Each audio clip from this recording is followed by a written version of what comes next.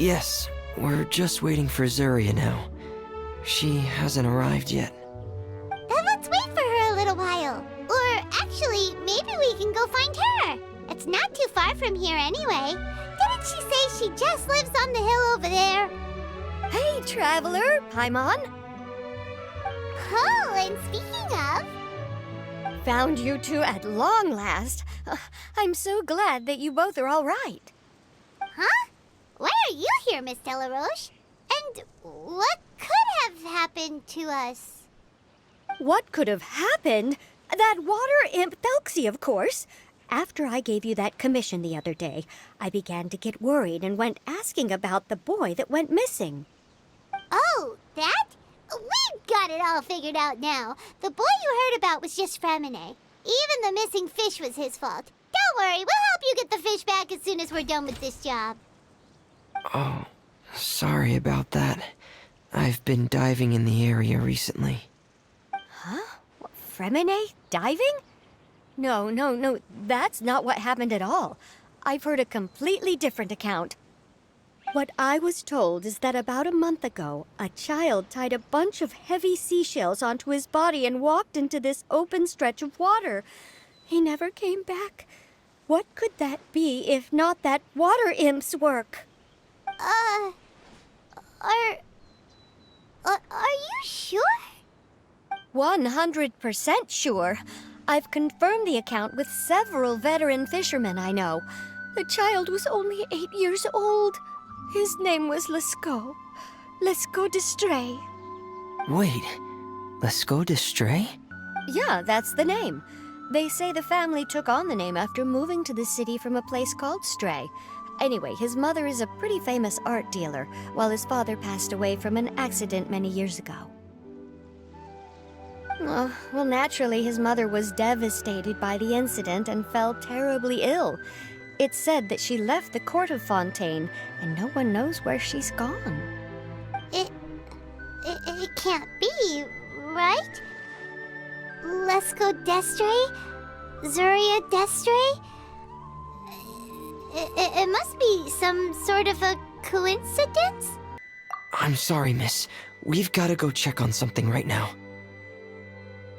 Oh, I see. Well, you go on ahead. I just came to make sure that you're both all right. I'll head back then. Please remember to take care.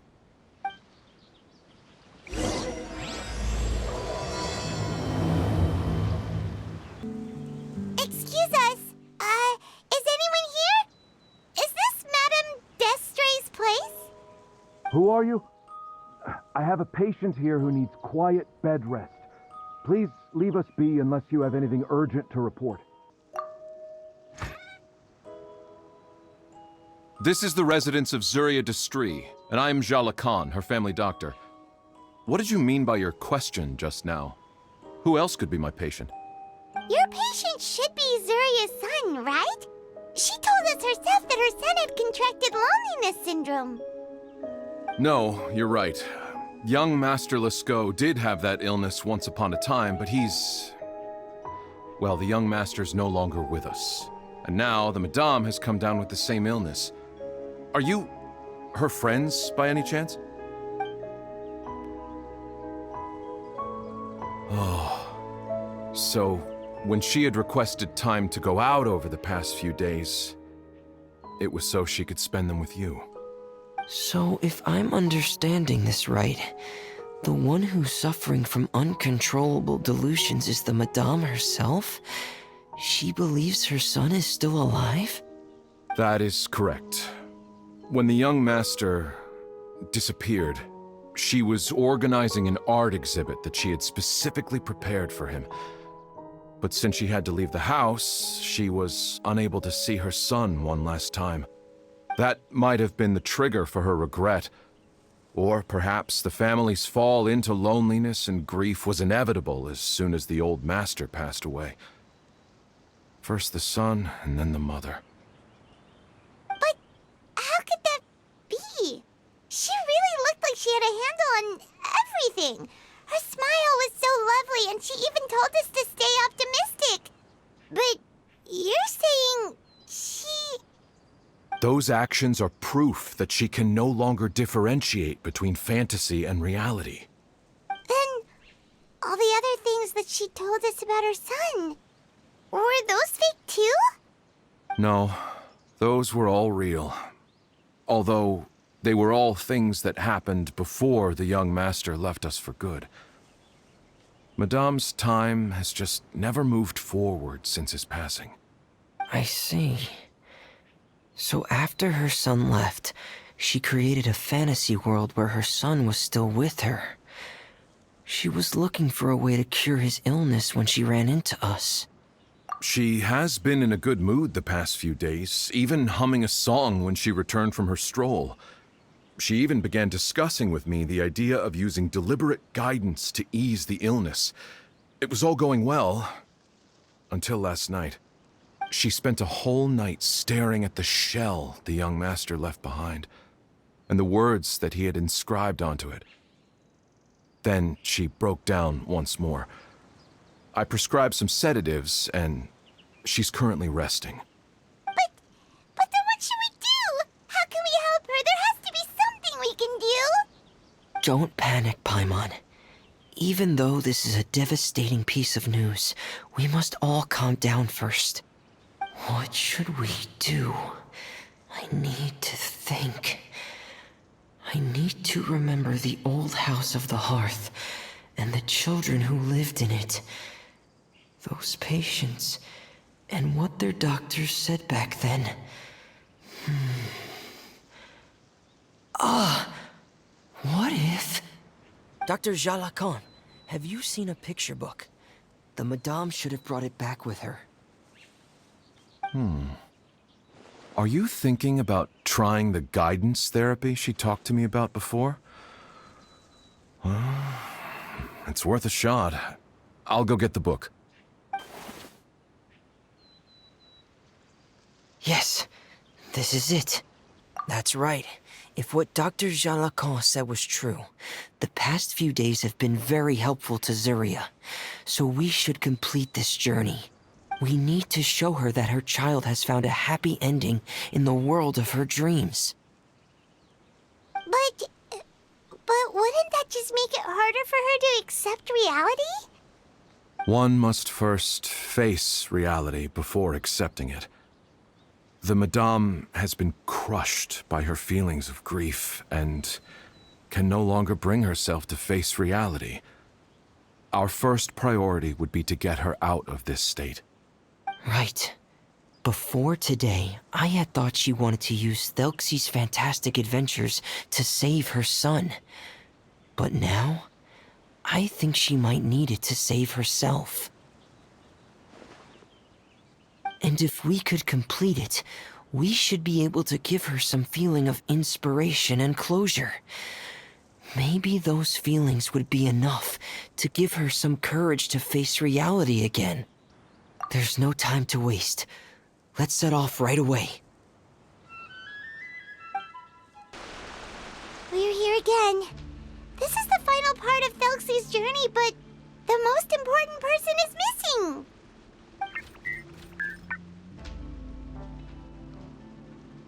Everyone, please don't be so down and gloomy. Remember what she told us? If we were to feel troubled, the patient would become anxious as well. You're right. Paimon needs to smile. If we have to give something to Zuria, it should be our smiles. We have to keep smiling as we finish this adventure. And then she'll be able to recover, right, everyone? Yeah, I'm sure she will. Oh. Be careful, brave adventurers. Here come the evil monsters that stole the crown. There! These Cyclops! Let's beat them up! Watch out, everyone! They're coming at us again! There's no need to fear! Prince Thelxies looks stronger than ever today! We must be going all out!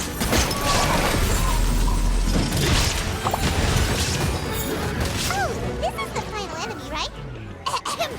We'll reclaim the crown for you now, Your Highness! I'm sorry. I have to go.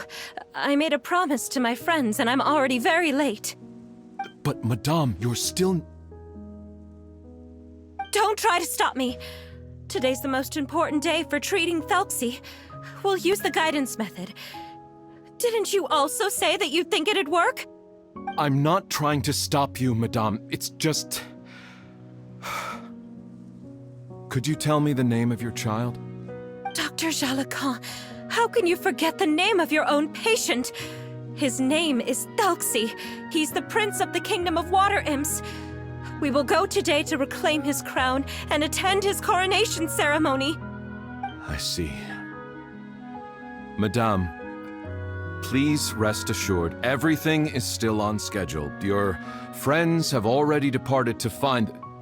Wait, look. They've already returned. Zuria! Zuria! We've retrieved the crown! Paimon, everyone, have you really? Yes, but the coronation ceremony still hasn't taken place, because we felt like you should be the one to preside over it. Wonderful, how wonderful! Thelxie, my child, are you hearing this? Everything you lost will now come back to you, and soon, very soon, you will never be lonely again. And the last page of the picture book. It's still waiting for you to illustrate in color. Right, the picture book. But I don't know what I should put on the last page. Don't worry, Thelxie and his friends all know what should go on it. Get ready, Zuria. We'll describe everything for you. Okay. At last, Thelxie and his friends were able to drive off the final invading monsters and achieve a dashing victory. Their success was complete, and the recovered crown resplendent. The water imps, finally returning to their homes, showered the prince with love and applause as he greeted them.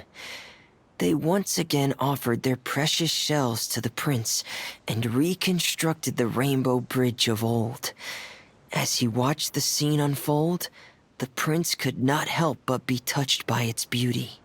Moved by everyone's happiness, the prince stepped onto the rainbow bridge and took a good look at all the friends who had gone on the journey with him. There stood the traveler, Goddess Paimon, Fremine, and... Where's the last person? The prince looked frantically around, but could not find the person he wanted to see most. At that moment, the person suddenly appeared on the other side of the bridge. She walked towards him with a smile and slowly lifted her veil. The prince could not hold back his tears. He recognized then that the mysterious person that had been by his side the whole time was none other than his mother. Zuria walked across the bridge and placed the crown above the prince's head. She smiled down upon him as she said, "My prince, my king, you shall never, ever need to feel lonely again." That's the end of the story, Zuria. Thank you. Thank you all. I am so sorry, my child. Maman should have spent more time with you. Did you hear the story? You'll never have to feel lonely again.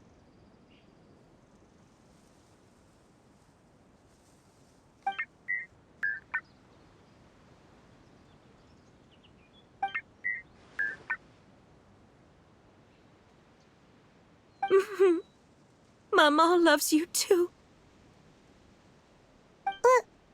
What's happening? Is Zuria talking to Thelxie? Quick, put on my diving helmet. There's a transcription module in it that's compatible with Thelxie's output signals. You should be able to use it to understand what Thelxie's saying.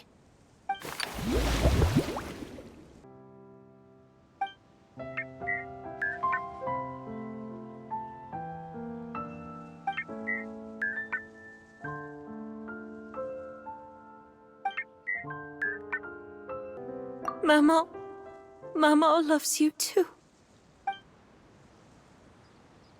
But I love you more, Maman. What? Did you see something? Maman, I'm getting a little sleepy. If it's time for bed, can you hum a lullaby to me again? Of course, my dearest child. As long as you want to hear it, Maman will always hum for you.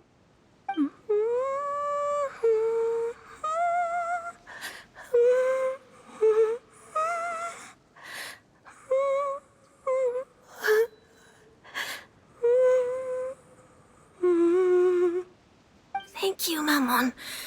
Your lullaby has always been my favorite. Now that I've heard it, I can return to my dream and to the kingdom of water imps in peace. My poor darling. Please don't forget.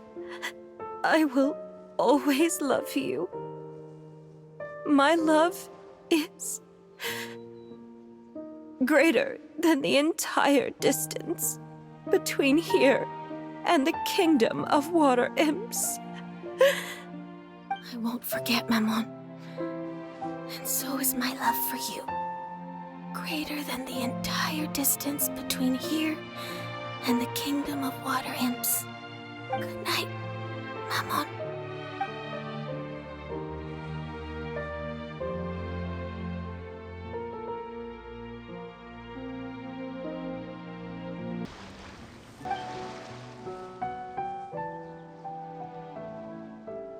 Fremine, why did you call us in such a hurry? Did you hear something from Zuria?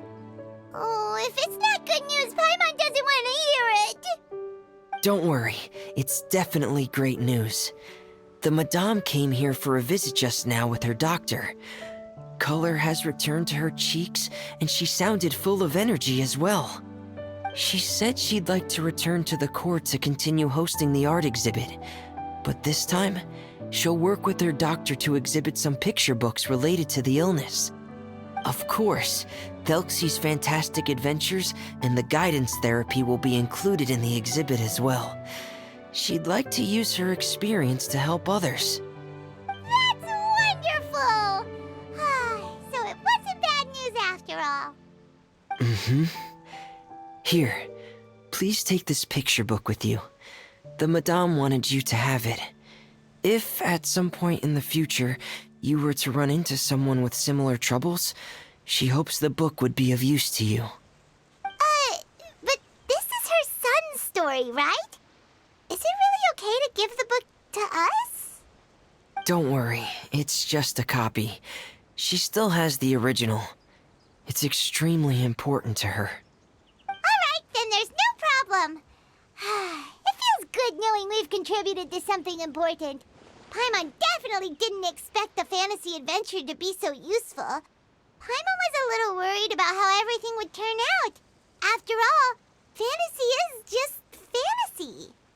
Paimon, do you know what the Madame said? She said that at the moment when she placed the crown on Thelxies' head, she felt like she really saw something beautiful. Her child had returned, and he told her that he loved her. She also said that was when she was finally able to bid farewell to her son. She felt like at that moment, she was healed by some mystical power, and she was filled with courage from head to toe. Oh, really? But could that just be another part of her fantasy? Perhaps. But if fantasy is just fantasy, and the fantasy world is not real, then how could it still grant us these powers that we can continue to use in the real world? But what else could it be? A descent of the fairy tale world into the real world. At that time, the wondrous fairy tale temporarily became reality and influenced real things in our world. That has to be what happened.